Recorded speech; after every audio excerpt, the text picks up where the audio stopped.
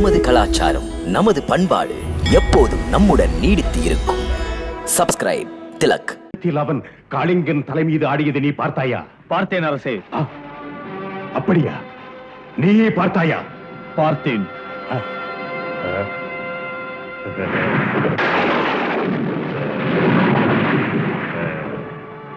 நீ பார்த்தது என்பது பிரமை.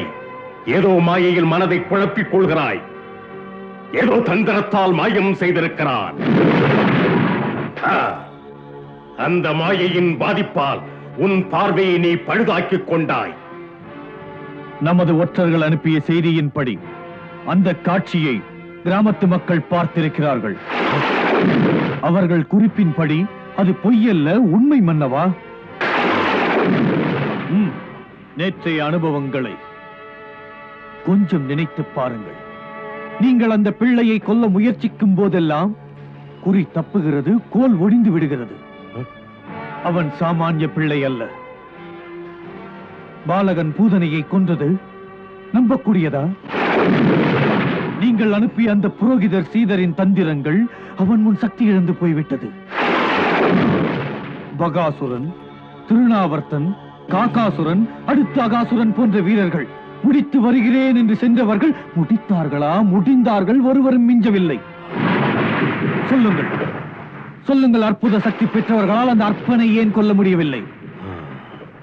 அரசே, அரசே, அனுபவங்களை பாடங்களாக வைத்துக் கொள்ளுங்கள். நம்முடைய பகைவன் ஒரு சாதாரண பிள்ளை அல்ல.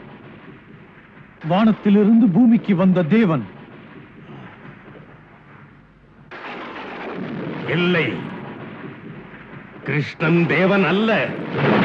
மாயன், மதியூகி பகவான் விஷ்ணுவின் கையாள். ஆம் சானுரா, நினைவிருக்கிறதா? முன்பே சொல்லியிருக்கிறேனே, அந்த பாற்கடலில் உறங்காமல் வழங்கும் விஷ்ணுதான் இந்த கிருஷ்ணனின் உருவம் எடுத்து மண்ணிலே மாயம் செய்து கொண்டிருக்கிறார். ஒருவேளை கிருஷ்ணனே விஷ்ணுவா? உனக்கு தெரியாது, அவனே தான்.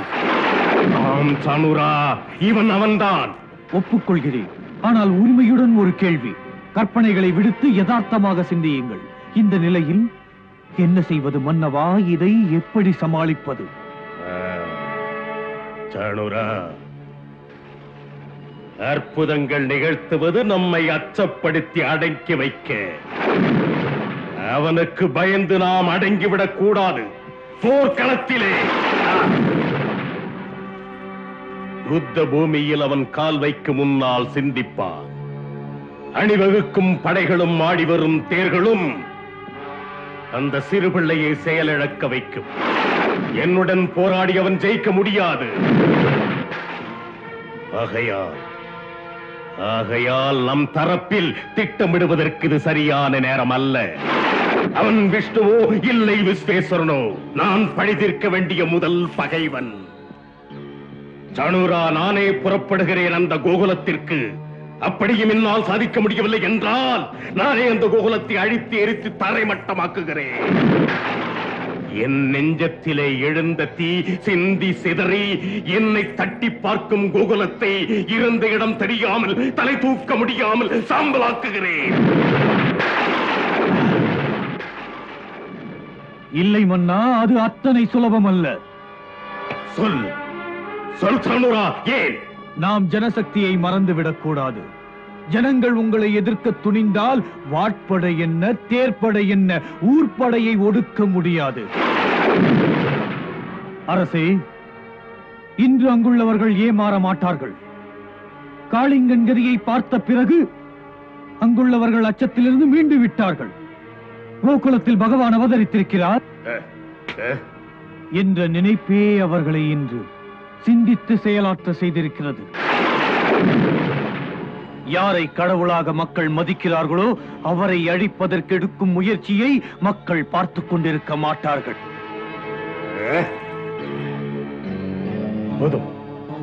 மேலே செய்ய வேண்டியது என்ன? அதைத்தான் சிந்திக்கிறேன். போடும் திட்டங்கள் பொதுஜன ஒற்றுமையை அசைத்து விடும் அளவுக்கு இருக்க வேண்டும்.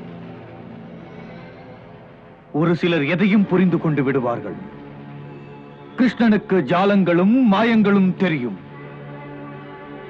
இல்லை சாணூரா, கோகுலத்திலே அப்படி நடக்காது. ஏன்? ஏனென்றால் அறிவுமிக்க மக்கள் நகர்ப்புறத்தில் மட்டும்தான் இருப்பார்கள். கிராமத்தில் உள்ள மக்கள் நேர்மை, தூய்மை, தர்மம், நியாயம் என்று பயப்படுவார்கள். அந்த பண்பாடுதான் அவர்களின் கைவிலங்கு. தவறான மதிப்பீடு. நமது ஒற்றர்கள் தந்த செய்தி. எல்லா கிராமத்து மக்களும் யசோதையையும் நந்தகோபரையும் தொழுகிறார்கள். பகவான் அவர்கள் வீட்டில் பிறந்திருக்கிறாராம். என்ன மடமை இது? இப்போது வரை பிரச்சனைக்குரியது இது. கிருஷ்ணன் அந்த யசோதையின் மைந்தனா, இல்லை தேவகியின் செல்வனா? அசரீரி வாக்கு சொன்னது தேவகியின் 8வது பிள்ளையிடம் என்னை கவனமாக இரு என்று. உண்மையில் கிருஷ்ணன் தேவகியின் மகன் இல்லை. உண்மையில் அவன் சாதாரண பிள்ளை. அதையும் தெரிந்து கொள்ளலாம். எப்படி? தேவகி வசுதேவரின் மரணத்தால். மகன் என்ற உணர்வு, பெற்றோர் மீதுள்ள பாசம், பந்தம் அவனை எப்படியும் மதுராவுக்கு வரவழைத்து விடும். ஆம், அவன் வந்தே தீர்வான். போதும். சந்தேகம் போகும், சத்தியம் தெரியும் அவன் தேவகியின் பிள்ளையா இல்லையா என்று. அதோடு அரசே, மதுராவுக்கு வரும் அந்த கிருஷ்ணனுக்கு எதிர் விளைவுகள் ஏராளம். அந்த பார்வையில் சிந்தியுங்கள். நழுவி நழுவி செல்லும் அவன் நம்மிடம் மாட்டிக்கொள்வான். சாணூரா, நல்ல யோசனை. முடியுமா? முடியும். முடியும் என்றால் தேவகியையும் வசுதேவரையும் எப்போது கொல்ல முடியும்?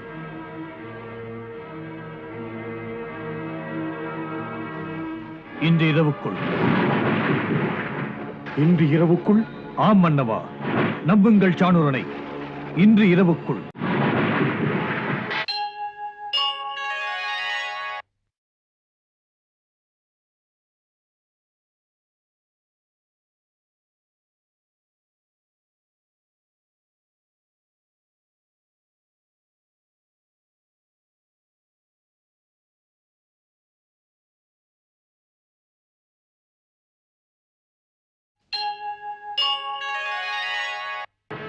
இன்று இரவு நான் உங்களுடன் வந்து வழி செய்கிறேன்.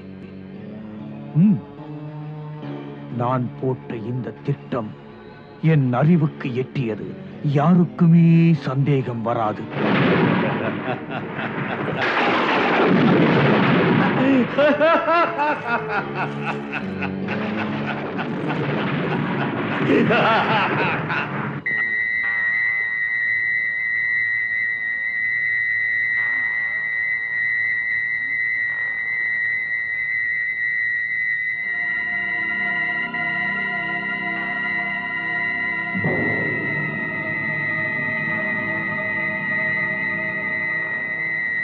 மன்னவா, நம் பணியாளர்கள் போதையில் மூழ்கி உறங்குகிறார்கள்.